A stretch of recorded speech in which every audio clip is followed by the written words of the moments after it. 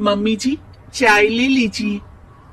अरे कलमुही, तेरे हाथों से तो चाय पीते हुए भी डर लगता है, कहीं इससे तेरा रंग मुझ पर ना चढ़ जाए।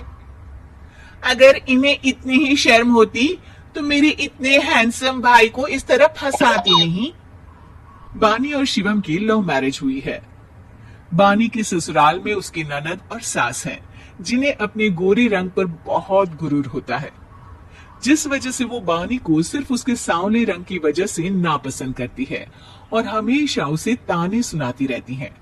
बानी उनकी सभी जली कटी बातें सुनकर चुपचाप वहां से चली जाती है। तुम माँ और छोटी को कुछ बोलती क्यों नहीं? मम्मी जी बड़ी हैं, हर छुटकी ना समझ, इस तरह उन्हें उल्टा जवाब देना सही नहीं। मेरी जिम्मेदारी उनकी सेवा करना है, जो मैं पूरे दिल से हमेशा करती रहूंगी। ऐसा बोलकर बानी रसोई में जाकर रात के खाने की तैयारी करने लगती है। रात को खाना खाते हुए बानी की सास उसे कहती है, कल मैंने अपनी फ्रेंड्स के साथ किटी पार्टी रखी है, समय से सारा खाना बना देना और अपना मनहूस चेहरा लेकर ज्यादा उनके सामने मत आना, समझी? माँ, बानी आप दोनों की कितनी परवाह करती है, फिर भी आप उससे इतना बुरा व्यवहार क्यों करती हैं? अरे एक तो लव मैरिज करके इस कलमुही को हमारे सर पर लाकर बिठा दिया और अब हम इसे कुछ बोल भी नहीं सकते क्या? भैया तो इनकी तरफदारी करेंगे ही, आखिर इन्होंने पूरी तरह उन्हें अपने वश में जो किया है। जिसे जो करना है करे, बस कल मेरा सारा काम समय पर हो जाना चाहिए। इस पर सब खाना खाकर सोने चले जाते हैं और अगले दिन बानी जल्दी उठकर सास की किटी पार्टी के लिए तैयारियां शुरू कर देती है, जिस पर पार्टी शुरू होने के बाद सास की सहेलियां कहती हैं, अरे वाह री, तेरी बहू ने तो बड़े स्वादिष्ट समोसे बनाए हैं। हाँ भाई, रंग कैसा भी हो, खाना बनाने में बिल्कुल अन्नपूर्णा है। अरे इसकी भी क्या बात करनी, मेरी बेटी से मिलो, इसकी सुंदरता के आगे तो उर्वशी रंभा भी फेल है। उर्वशी रंभा को तो फेल कर देगी, पर क्या अन्नपूर्णा बन पाएगी? अरे इसे काम करने की क्या जरूरत, उसके लिए बानी है तो, और मैं तो इसकी शादी भी किसी नौकर चाकर वाले घर में ही करूंगी। बानी वापस रसोई में चली जाती है और किटी पार्टी चलती रहती है। उसी रात को बानी की सास गुस्से में चिल्लाते हुए अपने कमरे से बाहर निकल कर आती है। हाय रे, चोरी हो गई, मेरे पैसे, पक्का पक्का इस कलमुही की वजह से हुआ है ये सब। अरे क्या हुआ माँ, कौन सा आसमान टूट गया? अरे आसमान तो उसी दिन टूट गया था जब तू इस कलमुही से शादी करके इसे घर में ले आया था। खुद तो आई ही, अपने साथ साथ मनहूसियत का काला साया भी मेरे घर ले आई। अरे हुआ क्या माँ? अरे मेरी तिजोरी में रखे पैसे कहीं गायब हो गए, सुबह ही देखा, अरे यहीं रखे थे। क्या आप मुझ पर चोरी का इल्जाम लगा रही हैं? अरे काली बिल्ली पर भी क्या कोई मनहूसियत का इल्जाम लगाता है? ऐसा बोलकर बानी की सास वहां से चली जाती है, जिसके बाद शिवम और बानी बात करने लगते हैं।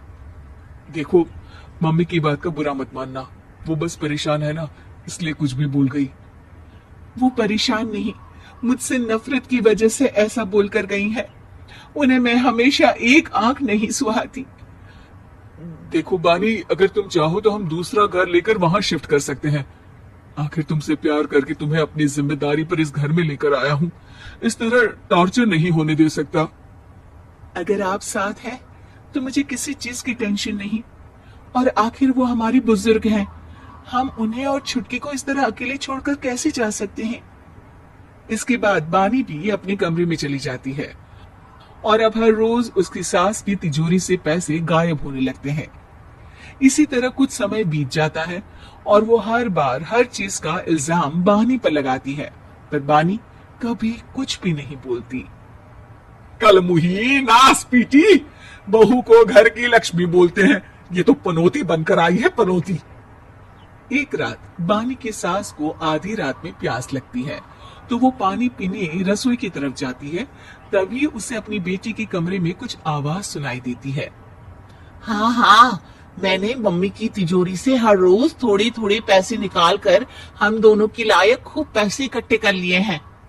और मम्मी आज तक उस सब के लिए भाभी को ही जिम्मेदार समझती है।